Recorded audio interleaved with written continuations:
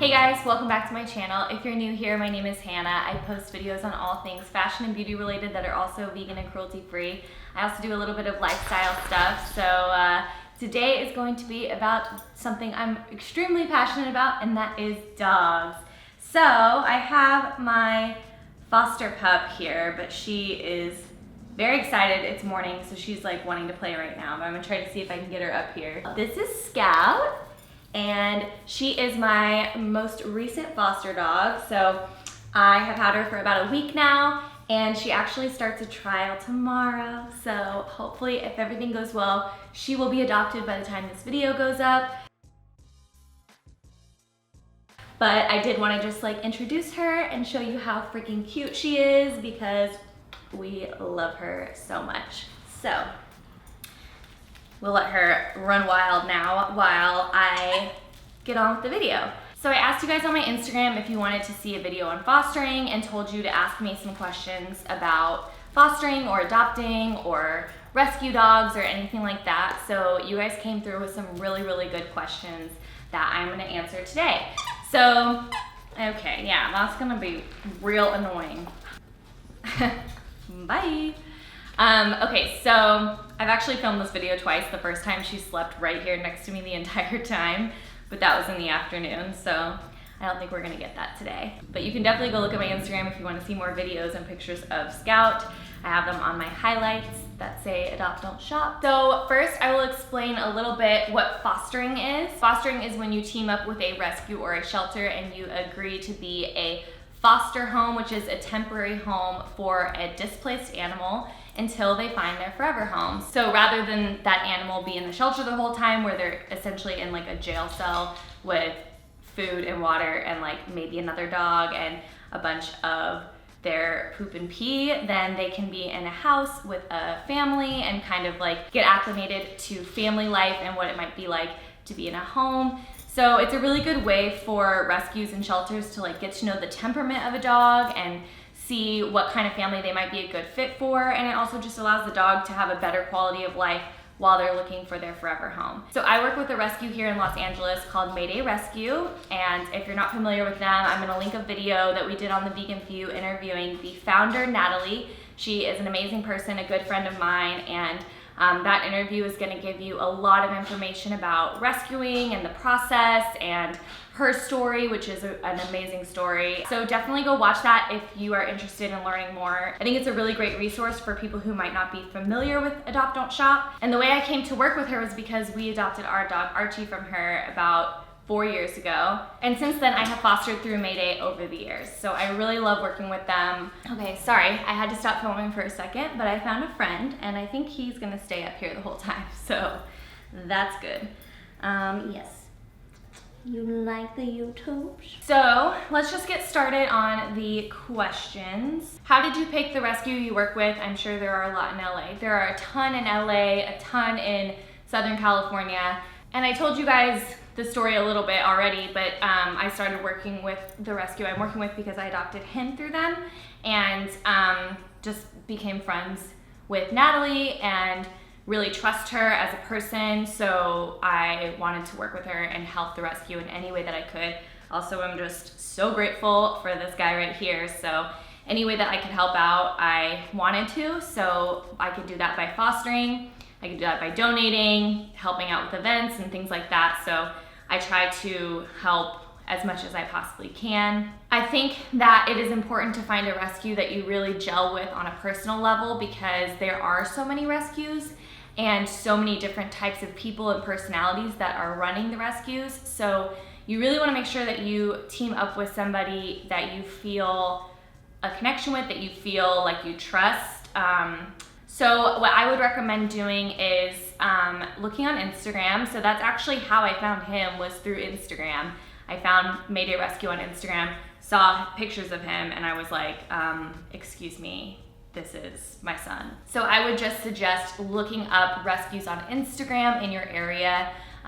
You can also use Pet Finder. There's apps like that that you can use that will help lead you to rescues if you're not sure how to find them.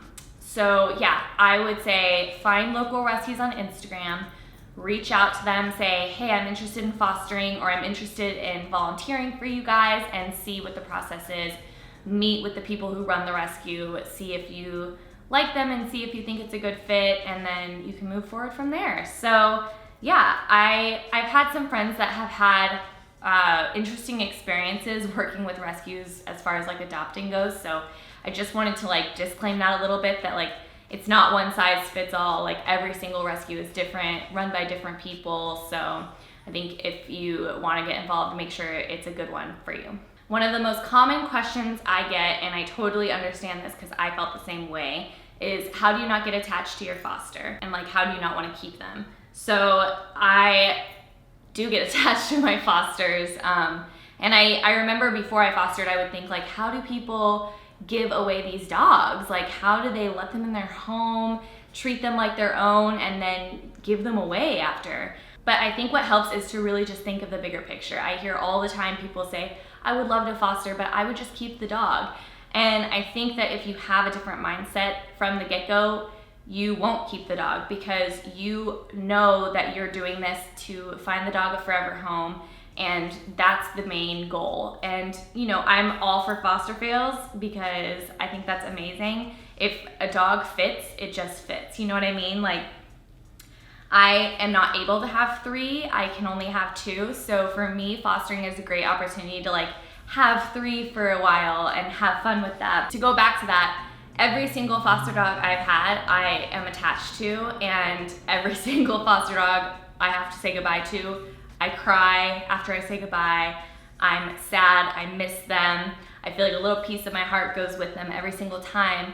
But I also, on the contrary, I get the biggest rush, the biggest high when I get to see them with their forever family and they're living their best life. Like, that to me is the best feeling. One of the best feelings in the entire world is knowing that because you opened up your home for a little for this dog to live in it, they get to be with their forever family. And I think about all the time, like how much Archie means to me and how much he's enriched our lives. Like, we can't picture our lives without him, and to be able to like help a family find that for themselves is just so cool. Another cool thing is every single foster dog that I've had has gone into a home that is so perfect for them. Like, they're living a better life with their forever family than they would with me. So I always like try to keep that in mind too. But yeah, I always get attached. You have to think of the bigger picture. I will take the tears rather than the alternative, which is the dog is in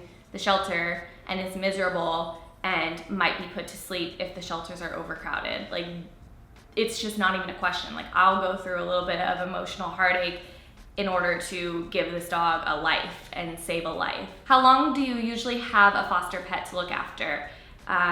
I got that question a few times too, like if I have to sign a contract or anything. So when you volunteer to foster, you volunteer to foster for the duration of the animal's search for their forever home. So when I took on Scout, I was committing to fostering her until she found her forever home. So that could be a week, that could be a few months, however long it takes, that's what I'm signed up for. And you know, every rescue is different, so maybe they don't have that same policy, but at least with Mayday, that's how it is. And you know, it's flexible. Like, if I'm gonna be going out of town, I can maybe coordinate with a different foster to see if they can watch the dog while I'm out of town, or if the rescue can watch the dog, or if we can put them in doggy daycare, like whatever that might be, whatever the solution might be. But yeah, you commit until they find their forever home. Luckily for me, I've never had a dog more than a month. They always seem to find their homes pretty quickly, and I think a big part of that is just like me using my network, you know?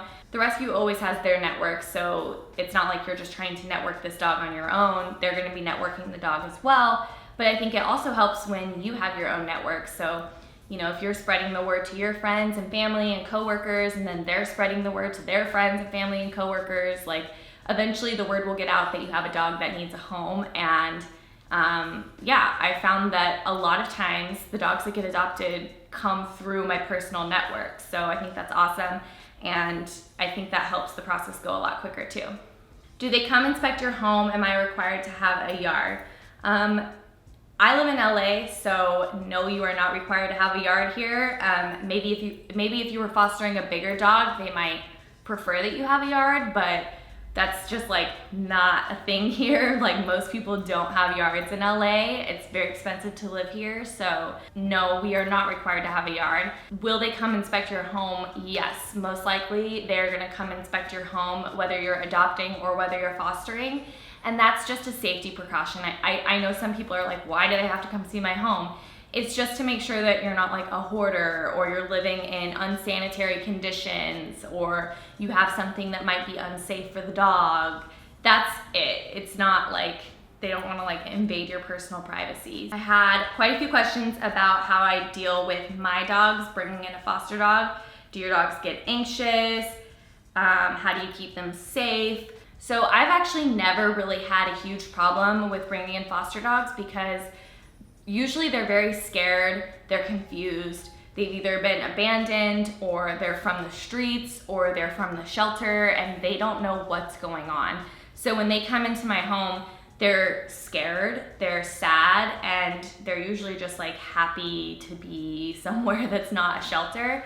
And I mean, dogs are sentient, like they have feelings, so my dogs are always very intuitive to that, and I think they can tell when a dog comes in and is scared. So they've usually been like, you know, very sweet. They'll sniff around a little to see what this new creature is doing in their house. My Chihuahua mix Zoe is a very dominant dog, so every single foster dog, she has to tell them she's boss. So, you know, she might like growl a little and show her teeth, or she might like pounce on them, or like whatever it might be. Luckily, I've never had any like fights between the dogs or anything like that, but I do just try to use my best judgment and precaution. So like when I first get a new foster dog, I'm gonna be there at home with the new foster dog and my dogs for at least 24 hours so that I can monitor, see how they get along, make sure that nobody's fighting. And then, you know, if I need to, I can keep them in separate rooms, or I can use crates. So I actually really like crates for the purpose of potty training. Scout is the only foster dog I've ever had that is like, was immediately potty trained off the bat. The others needed a little bit of refreshing, or they needed to be taught. So I find crate training to be a great way to do that. And it also gives the foster dog a safe place. I found that they really like having a crate, because then they feel like they have their own little personal area. And yeah, so I always try to make the crates like a positive experience. That way, if I'm gonna be gone and I don't trust them to be alone together, I can each put them in their crates, and that way I know they're safe. So with crates, just make sure they're not in there for more than like 5 hours. I would say 5 hours is like max. So yeah, if you're gonna be gone longer than that, then you can put them in separate rooms, or see if the rescue you're working with has connections with the daycare maybe that they could have watch the dog. With Mayday in particular, if you work during the day, they have a partnership with a daycare that will give the dog free daycare while you're at work. So I think that's such an awesome resource that if you work full time, you can still foster. You can just take the dog to daycare, pick them up when you get off, and then you get to have a nice furry creature in your house when you get home from work, and they get to cuddle with you, and it's just, it's a win-win. Do you recoup any of the money spent on caring for a foster animal, food, vet, etc.? So yes, you do. So most rescues are going to cover the entire cost of everything. They're gonna cover the food, they're gonna cover the vet bills, and the way it works is when you adopt from a rescue, you might pay an adoption fee. Well, all that money goes into a pool with the donations that the rescue receives, and that money is all used to either save new dogs from the shelter or cover their vet bills. So some dogs have crazy vet bills. You know, they'll get dogs that are hit by cars or were beaten. So some dogs might have thousands of dollars worth of vet bills, and then some might be so healthy they don't need anything. So it's good to know that if you are adopting from a rescue, that's where your money is going. It's going to help other dogs that may be sick and need help. So yeah, so I've never had to pay anything to have a foster dog. I get toys from the rescue, leashes, collars, crates, anything that I need, the rescue gives me. So yeah, it's free. It's free to foster. All it takes is your time and love and affection. And yeah, it's awesome. What happens to dogs from breeders when they're not bought? a lot of times they're gonna end up in the shelter. So you might see puppies in the shelter, and that's because breeders, if they're past the age of like ideal selling, like they're not as young as they like to sell them, and they're not selling to anybody, they'll just take them to the shelter. They're a commodity, they're a product to breeders, they're a way to make money, and that's my opinion on it.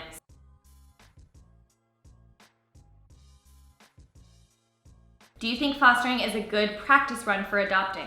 I think fostering is a great practice run for adopting. I've had friends that have fostered and decided that they needed a dog in their life after doing that, and got to save a dog's life in the process, and then they got to save a second dog's life because they adopted. So I absolutely highly recommend it. Any of my friends that say that they're, sorry, I'm like so dehydrated. Any of my friends that say that they're interested in getting a dog but they're not sure, I always recommend fostering because it's temporary. So if you foster a dog and you're like, whoa, this is too much with my work schedule, like I don't think I can have a dog right now, whatever it might be, at least you know, but in the process you got to save a dog's life. Like how cool is that? And another reason why I think fostering is great is because you can see what type of dog you think is gonna fit with your lifestyle. So like, we are very lazy. We're editing videos a lot. We're on the computer. We like to watch movies. So we're like total couch potatoes here. And we have 2 dogs that are very couch potato-like as well. So it works really well for our lifestyle. Like we're not having to take them on these super long walks or hikes. But I've had dogs like Scout, and I've had another terrier that I fostered that was super high energy, that would love to go on hikes and would love to go to the beach. So they're gonna do better with a family that wants to be outside all the time and likes to maybe travel and go outdoors and go camping and things like that. Whereas like with me, she's not gonna be living her best life, but it's good to like learn that, you know what I mean? Through fostering, I'm like, oh yeah, like a little lazy potato nugget like this is great for me, but maybe not for somebody who wants to take their dog on hikes, because he's gonna poop out about halfway through and then you're gonna end up carrying him the whole time. So I definitely think fostering is a great way to see what kind of breed you want to adopt, or what kind of mix is gonna be good for you, what size, what kind of hair. Like this guy, he has to get his hair cut every twice a year, and it's expensive. It's like as much as a human haircut. I highly recommend it if you're interested in adopting but you're not sure. Okay, so I had some people that were like asking the difference between adopting and fostering, the difference in time commitment, the process, etc. So fostering is temporary, just temporary. So adopting is for the dog's life. So when I adopted him, I did a meet and greet first to meet him, fell in love, actually cried when I left because I wanted to take him home with me so bad. And then I started a trial. So the trial was about 7 days, and any time in that 7 days I could say, yes, I want to adopt, or I could take the full 7 days to really think about it and decide maybe he wasn't the best fit for me. Obviously, he's the best fit for me. We literally spent one night with him and texted the next morning. We were like, yep, we're adopting him. We love him so much. So yeah, I think that the trial is pretty standard. If not, it should be, because I think it's a great way to just ensure that the dog is in the best home for them and is not gonna end up in the shelter again. So that was my process for adopting him. And then adopting obviously means that I'm his mom now, and I'm committed to being in his life for the rest of his life. It's definitely different. With adopting, you pay a fee, and then anything moving forward, any expenses moving forward with the dog are yours, because the dog is now yours. But with fostering, anything that happens during the time I'm fostering is gonna be paid for by the rescue. It's free, I don't pay anything. I hope that kind of like broke it down. But again, I have that Vegan View video linked below, and that will tell you a little bit more about adopting. And I think that pretty much covers it. If you guys have any other questions about fostering or adopting or rescue dogs, please leave them down below in the comments, and I will be sure to write back to you and answer them if I can be helpful in any way. And yeah, I hope this video inspired you to foster if you've been thinking about it. It has been one of the most amazing things I've ever done in my life. It has enriched my life in such a powerful way. I love being a part of something bigger than myself, and I love just being able to help another living creature live a better life. It's emotional sometimes, but in the end, it's always so, so, so worth it. I will see you guys next time. Bye.